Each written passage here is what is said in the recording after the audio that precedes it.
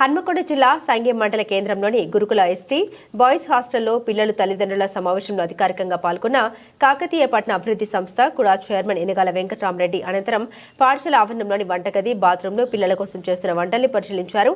అనంతరం విద్యార్థులతో మాట్లాడుతూ బోధన ఎలా ఉందని, ఎలాంటి ఆహారం అందిస్తున్నారని అడిగి తెలుసుకున్నారు. పేరెంట్స్ మీటింగ్ నిర్వహిస్తున్నారని ఆరా తీశారు.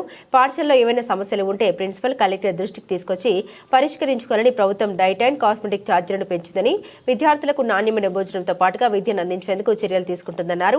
ఉపాధ్యాయులు పిల్లలకు ధైర్యం ఇచ్చి ఏమైనా సమస్యలు ఉంటే ప్రభుత్వం దృష్టికి తీసుకురావాలని సూచించారు. భవిష్యత్తులో గ్రీన్ ఛానల్ ద్వారా మేము ఛార్జీలు చెల్లిస్తామన్నారు. విద్యార్థులకు బట్టలు, పుస్తకాలు, అన్ని రకమైన కిట్లు అందిస్తున్నామని, తెలంగాణ వ్యాప్తంగా ఉన్న ఎస్సీ, ఎస్టీ, బీసీ, మైనార్టీ గురుకులాల్లో మెరుగైన సౌకర్యం ఉండేలా ప్రభుత్వం చర్యలు తీసుకుంటుందని, రానున్న పబ్లిక్ పరీక్షల్లో విద్యార్థుల నుండి మంచి రిజల్ట్స్ సాధించేలా ప్లాన్ చేయాలని, పిల్లలకు మంచి ఆహారం, వసతి సదుపాయాలు కల్పించాలని, అధికారులు నిర్లక్ష్యంగా వ్యవహరిస్తే చర్యలు తప్పవని అన్నారు. ఈ కార్యక్రమంలో ఎంఆర్ఓ, ఎంపీడీఓ, మండల కాంగ్రెస్ పార్టీ నాయకులు పాల్గొన్నారు. ఈరోజు రాష్ట్ర ప్రభుత్వ కార్యక్రమం కామన్ డైట్ ప్రోగ్రామ్కి ఇక్కడ పంపించినందుకు చాలా సంతోషంగా ఉంది. ఎందుకంటే నా సొంత కాన్స్టిట్యున్సీ, చాలా ఇష్టమైన మండలం సంగెం మండలం. ఇక్కడ దాదాపు అందరూ తెలిసిన వాళ్ళే. ఇంత మంచి బిల్డింగ్లో స్టూడెంట్స్ స్ట్రెంత్ చాలా తక్కువ ఉన్నది.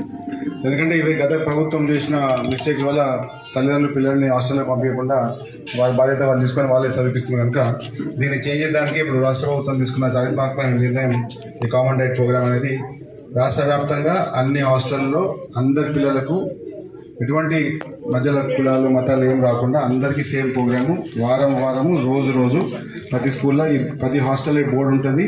ఈ బోర్డు ప్రకారం ఆ రోజు వాళ్ళకి ఆ భోజనం పెట్టాల్సిందే. దానికి సంబంధించి మొన్న మనం చూసినాము, దాదాపుగా ఈ డైట్ ఛార్జెస్ పెంచకుండా 7 ఏళ్ళు అవుతుంది, కాస్మెటిక్ ఛార్జెస్ పెంచకుండా 16 ఏళ్ళు అవుతుంది. అవన్నీ కూడా దాదాపు 40% పెంచి 4000 హాస్టళ్లలో 500 కోట్లతో ఈ కార్యక్రమం మొదలుపెట్టారు. చాలా సంతోషకరం. ఎందుకంటే ఇది చూసి అట్లీస్ట్ వచ్చే సంవత్సరానికి 60 మంది పిల్లలు, 120 మంది పిల్లలు కావాలని చెప్పి లోకల్ గవర్నమెంట్ ఆఫీషియల్స్ కూడా రిక్వెస్ట్ చేస్తున్నారు. వేదిక మీద ఉన్న ఎంపీడీ గారు కానీ, ఎంఆర్ఓ గారు కానీ, ఇన్ఛార్జ్ కానీ హాస్టల్లో ఇంత మంచి భోజన సౌకర్యాలు ఇస్తున్నారు కనుక వాళ్ళ పిల్లలను కూడా తెచ్చి హాస్టల్లో జాయిన్ చేసే అవకాశం ఉంది. కనుక నా రిక్వెస్ట్ ఏంటంటే, ఒకవేళ మీ ప్రభుత్వం అనుమతి ఉందో లేదో చెప్పి కలెక్టర్ గారు కూడా చెప్తాను. తప్పకుండా ఈ చార్ట్లు మీరు మీ ఆఫీసులలో డిస్ప్లే చేయండి. పైన కొన్ని వసతులు కూడా చూసినాను. కానీ కిచెన్, ఇప్పుడు రూమ్లలో ఉంటుంది కిచెన్, దానికి కూడా రిపేర్ చిన్న బడ్జెట్లు, ఎక్కువ అవసరం లేదు. ఎందుకంటే ఇంత పెద్ద హాస్టల్ ఉంది, దీన్ని స్కూల్ కన్వర్ట్ చేయమని చెప్పి కూడా అందరూ అడుగుతున్నారు. ఎందుకంటే స్కూల్ కమ్ హాస్టల్ చేస్తే పక్క బిల్డింగ్ కూడా ఖాళీగా ఉంది. సంగెం మండలంలో ఇంకొక స్కూల్ వచ్చిందంటే ఇంకా పిల్లలు కూడా జాయిన్ అవుతారు. ఎంత ఒక పిల్లగాని మీద ప్రభుత్వం దాదాపుగా 15,000 రూపాయలు నుంచి 20,000 రూపాయలు ఖర్చు పెడుతుంది సంవత్సరానికి. అది మీరు పేరెంట్స్ అర్థం చేసుకొని మీ పిల్లలని హాస్టల్లోకి పంపండి. ఇది మీకోసం, మీ హక్కు ఇది. దాంతోపాటు పిల్లలు మంచిగా చదువుకోవాలని రాష్ట్ర ప్రభుత్వం ధీమా. అందుకే మన రేవంత్ రెడ్డి గారు కూడా young India integrated residential schools దాదాపు ఒక 50 శాంక్షన్ అయినాయి.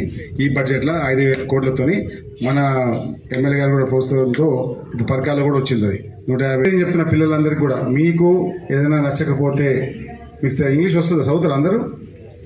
ఇక్కడ చదువు. ఇలా ఏం వారం ఇలా సెకండ్ వీక్ సాటర్డే పొద్దున ఏమి ఇచ్చింది? బ్రేక్ఫాస్ట్ ఏమి ఇచ్చిండ్రు?